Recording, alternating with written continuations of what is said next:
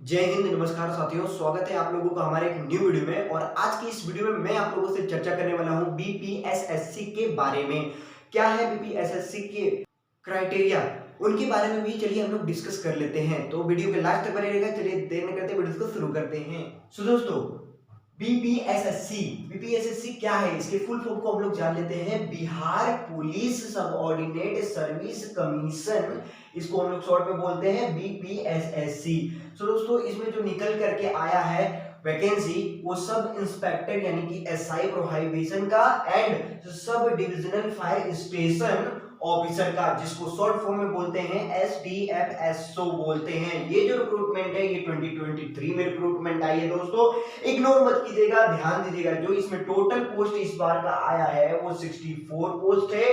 और इस 64 पोस्टों को दो भागों में डिवाइड कर दिया गया है। पहला सब इंस्पेक्टर एसआई प्रोहाइबिशन में, और इसकी कैटेगरी में देख लेते हैं कि कितने पोस्ट दिए गए हैं। तो यूआर को दिया गया है 2 पोस्ट, ईडब्ल्यूएस को दिया गया है 1 पोस्ट, ईबीएस को दिया गया है 0 पोस्ट यानी नहीं दिया गया है, और ओबीसी को दिया गया है 4 पोस्ट, बीसी फीमेल को भी नहीं दिया गया है, यहाँ पे आप देख सकते हैं। एससी को 4 पोस्ट दिया गया है, एससी को 4 पोस्ट, एसटी को 0 पोस्ट यहाँ पे दिया गया है। यानी इसकी टोटल जो पोस्ट है वो केवल 11 ही पोस्ट है दोस्तों।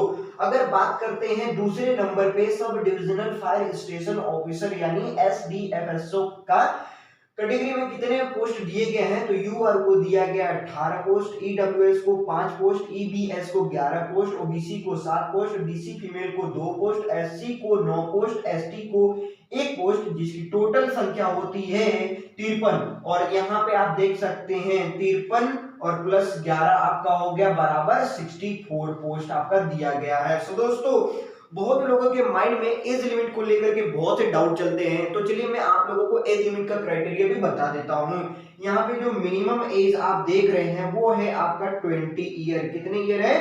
20 ईयर है। यदि आप 20 साल के हो गए हैं तो इस फॉर्म को अच्छे तरीके से अप्लाई कर सकते हैं या कर सकती हैं।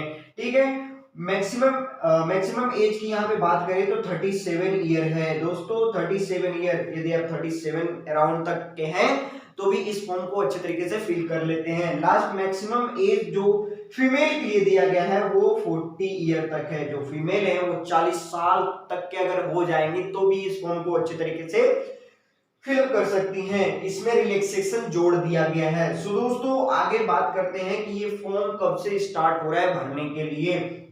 तो मैं आप लोगों को बता देना चाहता हूं कि ये 4 मई से ही शुरू हो चुका है फॉर्म। इसका लास्ट डेट है 4 जून को। तो इग्नोर मत कीजिएगा दोस्तों, इस फॉर्म को जल्दी से जल्दी फिल कीजिएगा। और इसका एग्जाम का बात करें हम तो एज पर इसका शेड्यूल होगा इसका एग्जाम, यानी आपको इसका नोटिफिकेशन मिल जाएगा। यदि नहीं मिल पाएगा तो आप साइबर कैफ में जाकर के इसका जानकारी ले सकते हैं कि इसका एग्जाम कब होगा। तो दोस्तों, इस फॉर्म को फिल करने के लिए कुछ पैसे भी पेड करने पड़ते हैं। तो चलिए जान लेते हैं किन कैटेगरी वाले लोगों को कितने पैसे पेड करने पड़ते हैं। तो यहाँ पे मैं आप लोगों को बता देना चाहता हूँ, जनरल ओबीसी ईडब्ल्यूएस को 400 रुपए पेड करने पड़ते हैं। और अदर स्टेट से अगर आप इस फॉर्म को फिल करते हैं तो आपको यहाँ पे 700 रुपए पेड करने पड़ेंगे। जी हाँ दोस्तों, आपको 700 रुपए पेड करने पड़ेंगे, ध्यान रखिएगा। और यदि दूसरे में देखा जाए एससी एसटी को कितने पैसे पेड करने पड़ेंगे तो 400 रुपए इनको भी पेड करने पड़ेंगे।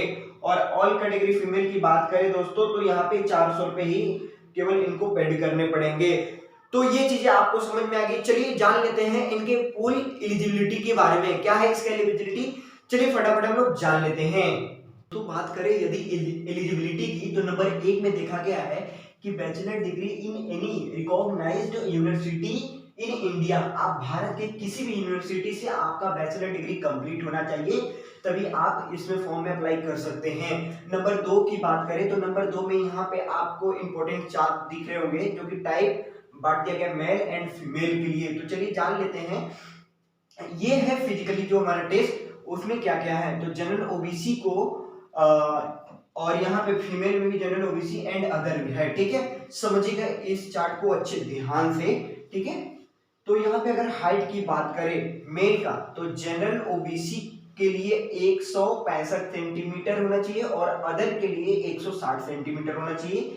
फीमेल की बात करें तो 155 सेंटीमीटर होना चाहिए जनरल ओबीसी के लिए, और अदर के लिए भी 155 सेंटीमीटर होना चाहिए। चेस्ट की बात करें मेल के लिए तो ओबीसी और जनरल के लिए भी 81 से 86 सेंटीमीटर होना चाहिए, और अदर के लिए आपका 79 से 84 सेंटीमीटर होने चाहिए। फीमेल के लिए नॉट एप्लीकेबल है। रनिंग की बात की जाए दोस्तों तो 1.6 किलोमीटर इन 6 मिनट 30 सेकेंड, यानी 1600 मीटर आपको 6 मिनट 30 सेकेंड में कवर कर रहे हैं दोस्तों। और फीमेल की बात करें तो 1 किलोमीटर केवल 6 मिनट में आपको कवर करने होंगे।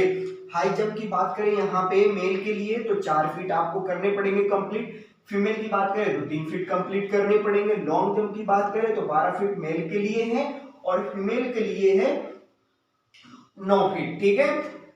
और यहाँ पे गोला फेंक वाला जो बात है, यहाँ पे 16 पाउंड आपको फेंकना है, ठीक है, फेंकना है 16 फीट दोस्तों।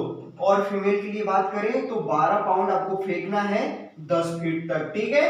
आई होप ये जितने सारी चीजें मैंने बताए हैं आपको शॉर्ट नोटिफिकेशन में, यदि आपको ये चीजें पसंद आती है तो आप मुझे कमेंट करके भी बता सकते हैं। और यदि इसका आप सारा क्राइटेरिया जानना चाहते हैं, सिलेबस भी जानना चाहते हैं, तो आप मुझे कमेंट करके बताइएगा। मैं सिलेबस के ऊपर भी इसका वीडियो बना दूंगा।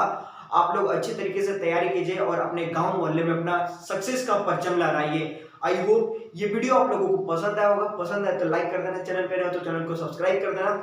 मिलते हैं ऐसे जबरदस्त अपॉर्चुनिटी के साथ, तब तक के लिए जय हिंद, वंदे मातरम।